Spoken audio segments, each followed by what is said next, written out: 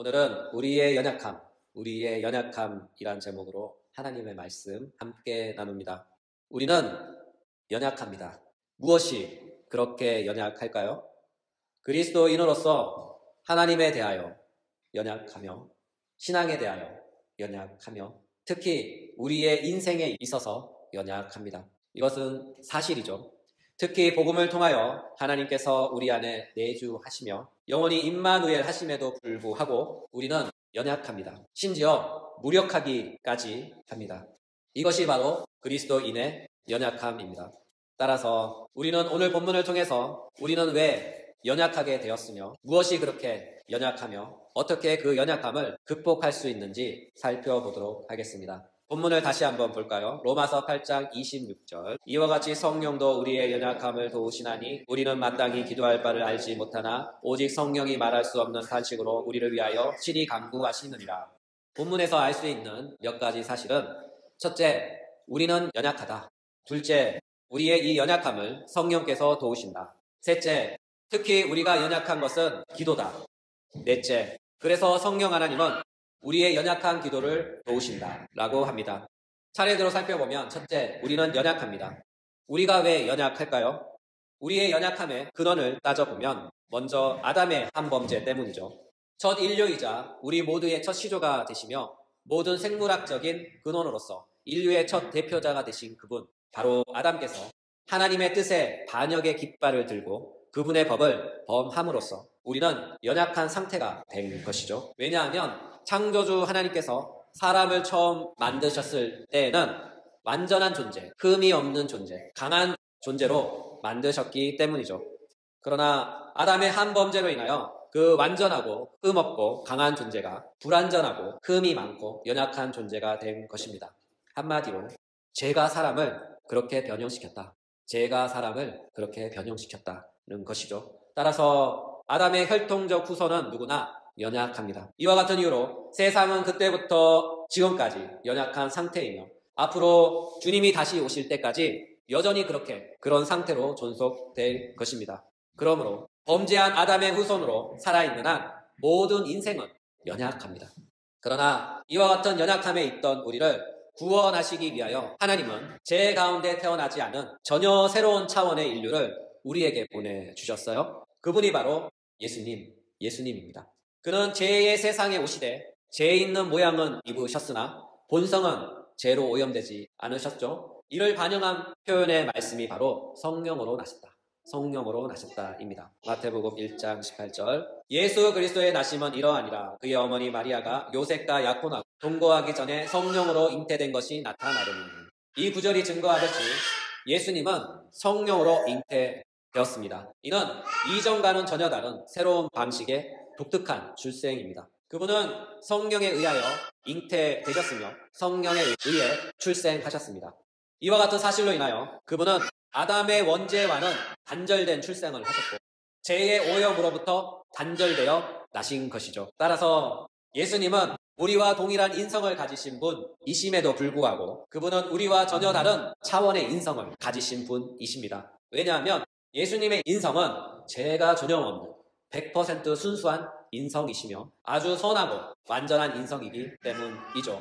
그래서 우리는 그분을 참 사람, 선한 사람이라고 부릅니다. 그러므로 그분은 아담 대신 아담의 자리로 오셔서 새 인류의 새 사람, 첫 사람이 되셨고 새 인류의 첫 대표자가 되신 것이죠. 이와 같은 이유로 이제 우리도 그리스도 예수 안에서 새롭게 출생할 때 바로 성령으로 인하여 성령으로 말미암아 성령으로 다시 새롭게 출생합니다. 예수님은 요한복음에서 사람이 어떻게 다시 태어날 수 있죠? 라고 묻는 니고데모에게 이렇게 답하셨어요. 요한복음 3장 5절부터 7절에 보면 예수께서 대답하시되 진실로 진실로 내게 이르노니 사람이 물과 성령으로 나지 아니하면 하나님의 나라에 들어갈 수 없느니라. 육으로 난 것은 육이요 영으로 난 것은 영이니 내가 내게 거듭나야 하겠다 하는 말을 놀랍게 여기지 말라.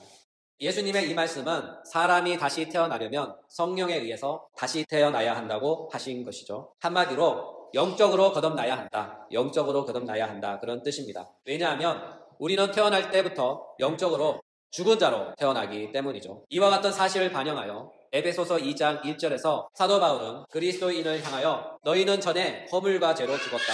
너희는 전에 허물과 죄로 죽었다라고 하신 것이죠. 하나님을 향하여 영적으로 죽은 자는 육적인 사람이지 절대로 영적인 사람은 아닙니다. 그는 하나님에 대하여 죽은 자예요.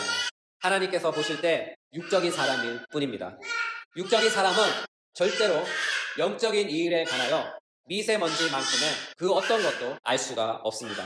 왜냐하면 그는 영적인 일들에 관하여 죽어있기 때문이죠. 우리가 잘 알다시피 죽은 자는 아무것도 알지 못합니다.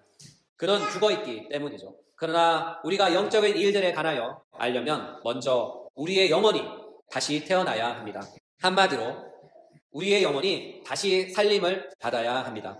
누구에 의하여 다시 살림을 받을까요? 바로 성령 하나님에 의하여 다시 살림 받습니다. 성령 하나님은 아무 조건 없이 그냥 죽은 영들을 무작위로 다시 살리는 것이 아니라 하나님의 구원의 계획을 따라 그리스도의 구속 사역을 근거로 하나님의 부르심을 받은 자들을 다시 살리십니다. 이렇게 다시 살림을 받은 자들이 바로 그리스도인입니다. 달리 말하자면 그들은 하나님의 택하심을 받아 예수 그리스도의 구속 사역을 근거로 성령 하나님에 의하여 하나님의 생명으로 부활의 새 생명으로 다시 살리심을 받는 것이죠. 따라서 그들은 부활한 사람, 살아있는 사람, 하나님의 생명을 가진 사람입니다. 그래서 우리는 그들을 영적인 사람이라고 부릅니다. 이와 같은 영적인 사람만이 오직 영적인 것들에 관심을 보이며 반응합니다. 왜냐하면 그들 또한 예수님처럼 성령으로 안바된 것이기 때문이죠. 그러므로 그리스도인은 성령으로 난 새 사람, 새 인류, 새 민족입니다. 이들의 대표자가 계시니 그분이 바로 우리의 주님이신 예수님입니다. 그분은 성령으로 나신 바 된 첫 인류가 되셨기 때문이죠. 그럼에도 불구하고 성령으로 난 새 인류도 연약합니다. 왜냐하면 성령으로 난 새 인류는 영적으로는 전혀 새롭고 완벽하고 흠이 없고 강하지만 그들의 몸은 여전히 육적이며 연약하기 때문입니다. 왜냐하면 그들의 몸은 그들의 영혼처럼 다시 태어나지 않았기 때문이죠. 달리 말하자면 그들의 몸은 성령에 의해 거듭나지 않았다는 것입니다. 사실 이와 같기에 성령으로 나신 바 되셨지만 죄 있는 육신의 모양을 가지신 예수님도 때로는 피곤하셨고 그래서 쉼과 잠이 필요하셨으며 때로는 굶주림으로 배고픔에 시달리셨고 또한 고통당하고 신음하는 이들로 인하여 그분의 마음은 고통받고 아파하셨으며 세상이 하나님을 알지 못함으로 인하여 한탄하시며 한탄의 눈물을 흘리셔야 했습니다. 사실 이와 같기에 하나님은 예수님을 통하여 육적인 몸, 연약한 몸, 죄 있는 모양의 몸을 십자가에 못 박으셔서 소멸시키시고 다시는 육적이지 않고 연약하지 않으며 죄가 절대로 깃들 수 없는 강하고 신비한 몸을 우리에게 소망으로 보여주셨습니다. 그것이 바로 부활의 몸입니다. 요한복음 11장 25절 26절에 보면 예수께서 이르시되 나는 부활이요 생명이니 나를 믿는 자는 죽어도 살겠고 무릇 살아서 나를 믿는 자는 영원히 죽지 아니하리니 이것을 내가 믿느냐라고 하셨어요. 이와 같은 사실로 인하여 우리의 주님은 죽으셨지만 3일 만에 무덤에서 부활하셨고 12 제자들에게 보이셨으며 동시에 부활 후 500여 명의 성도들에게 나타나셨습니다. 그리고 만삭이 되지 못한 사도 바울에게도 보이셨습니다. 사도 바울은 예수님의 부활의 몸을 이렇게 표현했어요. 영광의 몸의 형체.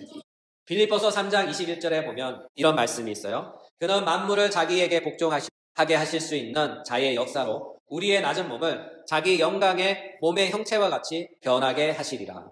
또한 예수님의 영광의 몸의 형체에 관하여 사도 베드로는 우리는 그의 크신 위엄을 친히 본 자라라고 증거했습니다. 이와 같은 예수님의 부활의 몸, 신령한 몸은 신약 성경 도처에서 그를 직접 본 사도들에 의해 충분히 증거되고 있습니다. 따라서 우리는 언젠가 예수님처럼 영광의 몸을, 신령한 몸을 소유할 것입니다. 그날에 우리는 절대로 연약하지 않을 것입니다. 오히려 반대로 우리는 절대로 강할 것입니다. 그러나 아직은 아닙니다. 우리의 오늘은 아직 연약합니다. 왜냐하면 아직 우리의 몸은 성령으로 거듭나지 않았기 때문이죠. 비록 우리의 몸은 예수 그리스도의 피로 씻음받아 우리의 육이 정결하게 되었고 그리스도의 영이신 성령께서 성전 삼으신 바 된 거룩한 몸이 되었지만 그럼에도 불구하고 우리는 여전히 육신이라 불리는 죄의 성향에 의해 자지우지하며 죄의 권세 앞에 굴복당하는 연약한 죽을 몸을 소유하고 있습니다. 달리 말하자면 우리는 영적으로는 강하나 우리의 죽을 몸은 약하다. 우리는 영적으로는 강하나 우리의 죽을 몸은 약하다. 그런 뜻입니다. 이와 같은 이유로 우리는 연약합니다. 특히 우리의 연약함은 바로 고난 가운데서 더욱 확연히 드러납니다. 우리가 로마서 문맥을 살펴보건대 오늘 본문은 고난 가운데 있는 성도에게 사도 바울이 주시는 위로의 말씀 가운데 껴있는 말씀입니다. 사도 바울은 로마서 8장 18절에서 이렇게 말씀하시죠. 로마서 8장 18절 생각하건대 현재의 고난은 장차 우리에게 나타날 영광과 비교할 수 없도다. 따라서 우리의 연약함은 고난 가운데서 더욱 우리가 체감할 수 있을 정도로 확연히 드러납니다. 그렇다면 고난 가운데 드러나는 우리의 연약함의 결정체는 무엇일까요? 그것은 바로 기도입니다. 본문을 다시 한번 볼까요? 로마서 8장 26절 이와 같이 성령도 우리의 연약함을 도우시나니 우리는 마땅히 기도할 바를 알지 못하나 오직 성령의 말할 수 없는 탄식으로 우리를 위하여 친히 간구하시느니라.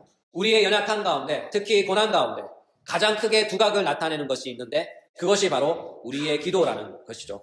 그래서 오늘 본문을 통하여 사도 바울은 말씀합니다.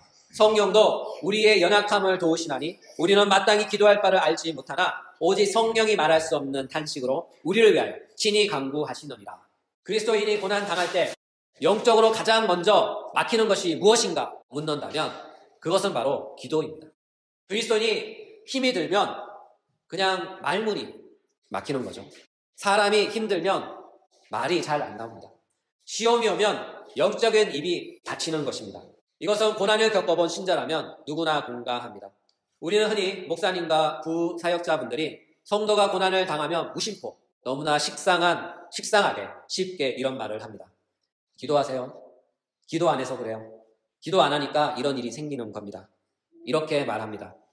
저도 이런 말을 많이 했어요. 오늘을 빌어 회개하는 마음으로 고백합니다. 죄송합니다. 지금껏 너무나 무책임한 말 아니란 말을 했습니다. 너그러이 용서해 주시기 바랍니다. 이것은 말씀을 준비하면서 다시 회상해보고 반성하는 가운데 성령께서 조명해 주신 진리입니다. 그리스도인들은 너무나 힘든 일을 겪으면 가장 먼저 막히는 것이 기도입니다. 기도가 안 되는 것이죠. 또한 무엇을 어떻게 기도해야 할지 막막합니다. 기도실에 가서 앉으면 할 말이 없어요. 그래서 그냥 앉아있다가 옵니다. 조금 더 생각해보면 기도의 자리에 가는 것도 참 기특한 일이죠. 왜냐하면 성도님들이 시험 들 때 보면 교회랑 아예 담쌓고 깊은 마음의 골방에 들어가 안 나오기 때문이죠. 심지어 어떤 분들은 모든 교우들을 차단합니다. 특히 목사님, 전도사님 번호는 차단 대상 1호죠. 고난이 지나갈 때까지, 마음이 풀릴 때까지 혼자 깊은 강야에서 살고 옵니다. 이처럼 그리스도인이 고난당할 때 제일 먼저 막히는 것이 바로 기도입니다. 한마디로 기도가 안 됩니다. 이런 분들에게 목회자분들은 어떤 분들은 아니란 발언, 영혼에 상처 주는 발언을 합니다. 기도합시다. 그럴수록 더욱 힘써 기도해야 합니다. 목사로서 같은 동역자 분들께 또는 신앙의 열심을 가진 분들께 조심스레 권면해 봅니다. 그런 말로 연약한 지체에게 영적 상처를 주지 맙시다. 아울러 여러분은 여러분이 내뱉은 그 말에 책임을 질 수 있습니까? 본문을 관찰하고 연구한 결과는 이렇습니다. 우리를 기도하게 하시는 분은 고난 가운데 기도할 수 있도록 힘을 주시는 분은 목사의 권면도 아니고 열심 있는 신앙을 가진 분들의 재촉도 아닙니다. 오직 유일한 원인으로서 성령 하나님밖에 없습니다. 그분만이 우리로 하여금 기도하게 합니다. 성령 하나님만이 고난 가운데 있는 그리스도인의 마음의 입술을 열어 그들을 기도하게 하시며 그들의 기도가 하나님께 응답되게 하십니다. 한마디로 그분이 하십니다. 이와 같은 사실로 인하여 사도 바울은 앞선 말씀에서 이렇게 말씀하지 않으셨습니까?